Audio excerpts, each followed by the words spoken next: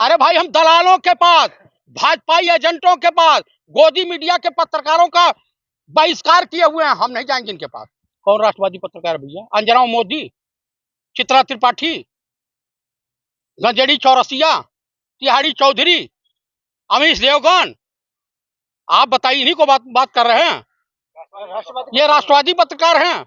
आपको मुबारक हो ऐसे राष्ट्रवादी पत्रकार, हमें नहीं। और जो चीनी फंड ले रहे हैं, कोई चीनी फंड नहीं ले रहा है। आपकी ईडी, सीबीआई और जो विदेश से पैसा आता है, कहीं से भी आएगा, किसी के पास आएगा, वो सब इस देश की गवर्नमेंट को पता होता है। काहे अक्षय शर्मा को छोड़ दिया, काहे उर्मिलेश जी को छोड़ दिया? आप बताओ, रेट डलवा करके क्या धमकी देना होता? आप डरवाना चाहते हो? तो इस देश की जनता और इस देश के ईमानदार नेता, ईमानदार पत्रकार आपसे डरने वाले नहीं हैं। वो बीजेपी के दलाल हैं, भाड़ हैं, बीजेपी के लिए भाड़। तो आपकी चुंबकनी में बाइकआउट किया हम है? कहाँ उनको चुंबक बनाना चाहते हैं? ईमानदारी से सवाल तो करो। चूल हिल जाती है इन लोगों की, दलाली करने वाले की हालत खराब हो जाती है। जाइए उन चैनलों पे शियारिन कर रही है, कोई सुनने को तैयार नहीं। आप पत्रकारों की जबान पे ताला लगाना चाहते हैं? कौन ताला लगाना चाहता है? अरे ईमानदारी से अगर इन सबों की जांच हो जाएगी, चोर चोटों बेईमानों की, तो ये जेल जाएंगे। ये पत्रकार कहलाने के काबिल नहीं है। आप बताइए कि जो पत्रकार नरेंद्र दामोदर दास मोदी और अडानी के रिश्तों और भ्रष्टाचार की पोल खोल रहे हैं, उनको जेल भेजा जा रहा। आप मुझे बताइए कि अडानी के 20,000 करोड़ कहां किस रास्ते आया? उसकी जानकारी सरकार देने से घबरा रही है। आपको मैं बताऊं, जुर्म की डाली कभी फलती नहीं, नाव कागज की कभी चलती नहीं। आप लोग ये भली भांति जान लीजिए कि ये सत्ता जाएगी और इस देश के जब माननीय प्रधानमंत्री पूर्व हो जाएंगे तो इनसे हिसाब लिया जाएगा। इसी को देख करके कि कहीं हमारा पूरा जीवन जेल खाने में ना बीते। पूरा विपक्ष अंदर होंगे 24 से पहले। करें तो सही, विपक्ष चाहता है। हम लोग आंदोलन के गर्भ से पैदा हुए हैं।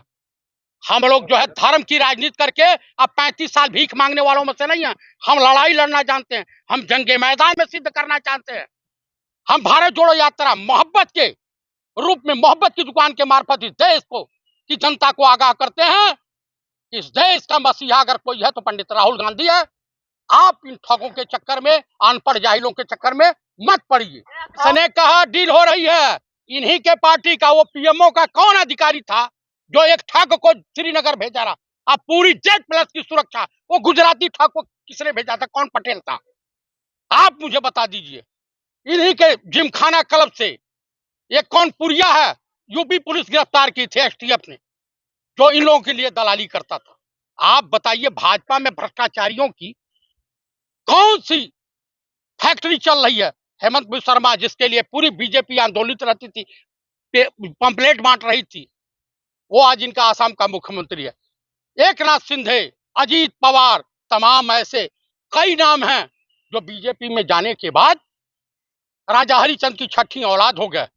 पंडित राहुल गांधी ने कहा था कि ये तानाशाही अतताई मानसिक रोगी, जब इसका दिमाग फिरेगा कि मेरी सत्ता जाने वाली है, मेरी कुर्सी घसकने वाली है, तो विरोधी दल के विपक्षी तमाम नेताओं को, मजबूत स्तंभों को ये जेल भेजेगा।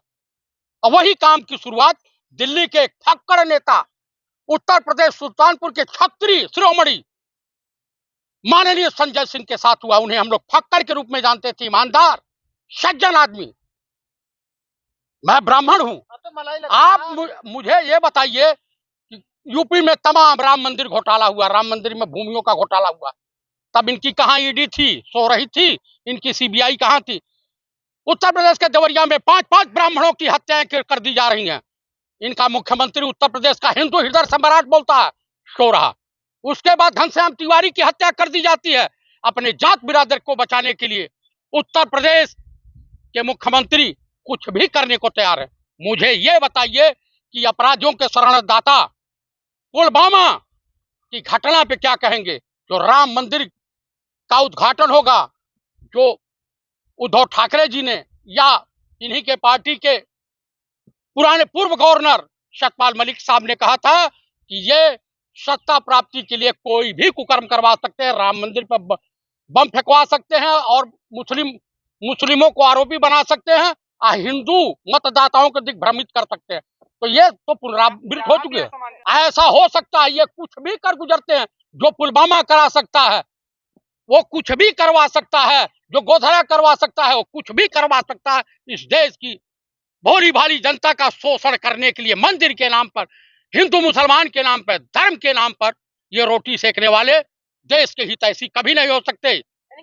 मैं आपको आपके चैनल के मार्फत देशवासियों को आगाह करना चाहता हूं को जिस देश का प्रधानमंत्री गौतम अडानी के चक्कर में, मुकेश अंबानी के चक्कर में कोई भी कुकर्म करने के लिए, कोई भी कुकृत करने के लिए तैयार हो, अपनी सत्ता सुख की हवस मिटाने के लिए, ये फक्कड़ संजय सिंह ही नहीं, पहले पंडित राहुल गांधी को इन सबों ने कितना जलील किया, परेशान किया, लेकिन उनके पास कुछ नहीं मिला।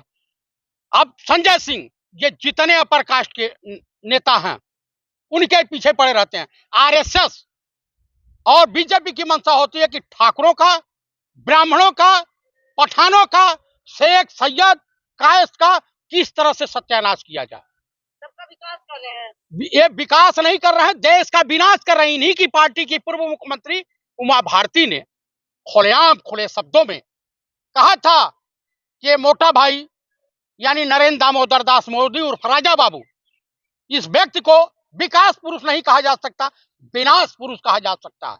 ये विनाश पुरुष के लिए मशहूर है। गोधरा का मेन अपराधी इस देश का पीएम है।